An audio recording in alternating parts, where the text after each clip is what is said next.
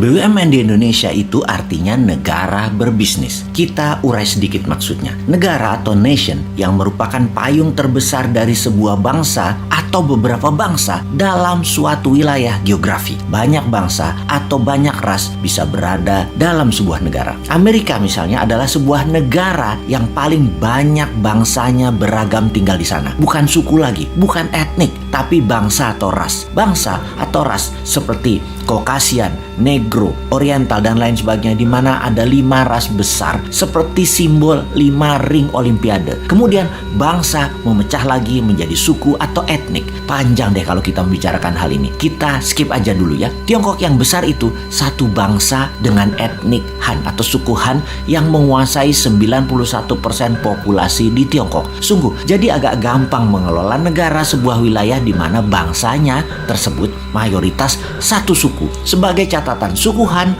merupakan suku terbesar di dunia. 19% dari penduduk dunia adalah suku Han dan 91% penduduk Tiongkok berasal dari suku ini. Setiap bangsa walaupun berbeda warna kulitnya, semua kita satu spesies humankind, yaitu Homo sapiens. Ada yang good, ada yang bad, ada yang baik, ada yang buruk. Jadi tidak bisa kita katakan ras tertentu baik, ras yang lainnya jelek. Kembali ke negara. Ketika sebuah penduduk di suatu wilayah membuat kesepakatan, membuat undang-undang dasar, membuat ADART deh kalau itu koperasi, memilih sistem bernegara, bisa presidensial, bisa parlementer, bisa monarki, lalu sistem pemerintahnya mengambil misalnya otoritarian, demokrasi, komunisme, sosialisme, apapun. Silakan. Selama isi satu negara tersebut setuju, maka negara itu berdiri dan menjalankan kehidupan bernegaranya. Di dalam bernegara ada Ipolek Sosbud Hankam, ideologi, politik, ekonomi, sosial, budaya, pertahanan, dan keamanan.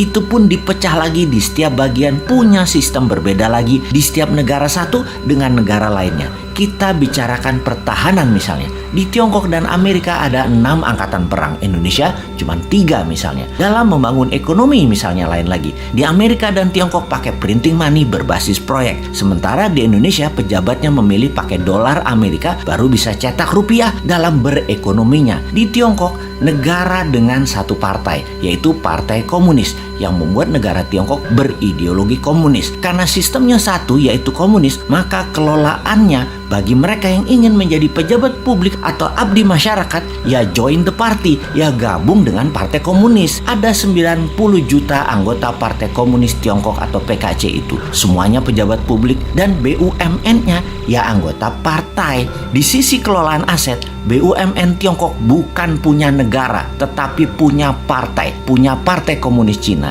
1,5 miliar warga Tiongkok dikelola oleh 90 juta anggota partai PKC, termasuk tentaranya. Tentara Tiongkok itu adalah toolnya partai. Di Amerika di sisi lain memiliki banyak partai politik, namun dalam 100 tahun belakangan hanya 2 partai besar, yaitu Partai Demokrat dan Partai Republik. Partai Demokrat berciri heavy on government atau semua sektor pemerintahan yang atur. Di Partai Republik heavy on private, apa-apa swasta kalau Partai Republik berkuasa. Jadi di Amerika tidak ada BUMN. Negara tidak berbisnis di Amerika. Amerika tuh negara swasta. Demokrat menang, banyak proyek pemerintah yang digarap tetap swasta. Di zaman Republik berkuasa, program pemerintah kecil namun swasta yang garap semua proyeknya. Kalau Tiongkok, negara Partai Komunis. Kalau Amerika, negara swasta. Kita ke Indonesia sekarang, negara yang sejak reformasi masih mencari bentuk. Dulu sangat presidensial. Parlemen terkenal dengan perkataan setuju, manut pemerintah. Sekarang dalam 15 tahunan terakhir, parlemen DPR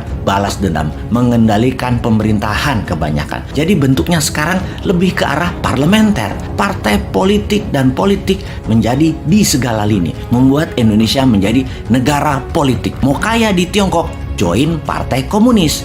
Mau kaya di Amerika, di swasta plus berbisnis dengan politikus. Mau kaya di Indonesia, berpolitik bersama partai politik, mainkan anggaran pemerintah dan kebijakan pemerintah. Gitu doang. Jadi mulai lihat bedanya. Mengingat sejarah sebentar, di pertengahan tahun 50-an, sekitar tahun 57, tahun 58, Partai Komunis Indonesia mengusulkan ke Pak Karno, presiden sewaktu itu, untuk menasionalisasi aset-aset milik Belanda, di mana aset tadi menjadi milik negara. Dan tidak heran ketika hal itu dijalankan, pejabat Hebatnya, perusahaan Belanda yang dinasionalisasikan tersebut adalah orang-orang komunis Indonesia. Inilah yang membuat Partai Komunis Indonesia (PKI) memiliki pendanaan sehingga di tahun 60-an awal kekuatan mereka meningkat. Satu hal yang mereka minta kemudian yaitu petani dipersenjatai sebagai angkatan kelima, di mana kalau hal itu disetujui maka PKI punya semua, punya dana, punya BUMN, dan petani dipersenjatai. Mirip Partai Komunis Cina. Sehingga satu hal yang belum PKI dapat, mengambil pemerintahan negara Indonesia dan mengubahnya menjadi negara komunis. Singkat cerita, CIA Operation. PKI dikejar sampai ke dalam hutan, terjadi genosida besar-besaran. Itu luka sejarah panjang demi NKRI, demokrasi berdiri, membuat korban saudara sebangsa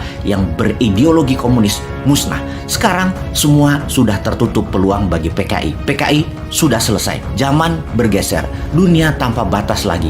Dunia menjadi global, digital, dan internet membuka semuanya. Perang berubah. Bukan lagi military war, tetapi economic warfare. Untuk itu, kita sebagai negara ke depannya harus mulai menata apa yang terjadi ke depan untuk anak cucu kita. Masih cocokkah negara berbisnis? Apakah akan membuat negara menjadi single party country seperti PKC di Tiongkok atau di Meksiko? Apakah negara politik seperti Indonesia saat ini cocok untuk kedepannya, yaitu membuat Indonesia menjadi negara superpower? Kalau sahabat punya usulan, usulkan. Kalau sahabat suka dengan politik seperti saat ini, ya teruskan. Yang pasti, menurut kaum New Mind, apa yang sekarang ada tidak akan membuat Indonesia menjadi negara superpower. New Mind punya ide lain, tidak merubah undang-undang dasar, tidak merubah Pancasila, dan pastinya NKRI garis lurus. Dan pasti Indonesia bersama New Mind akan menjadi negara superpower. Gak seperti kaum Old Mind yang sekarang menjabat, di mana superpowernya yang dibuat adalah Tiongkok, negaranya penyuplai doang.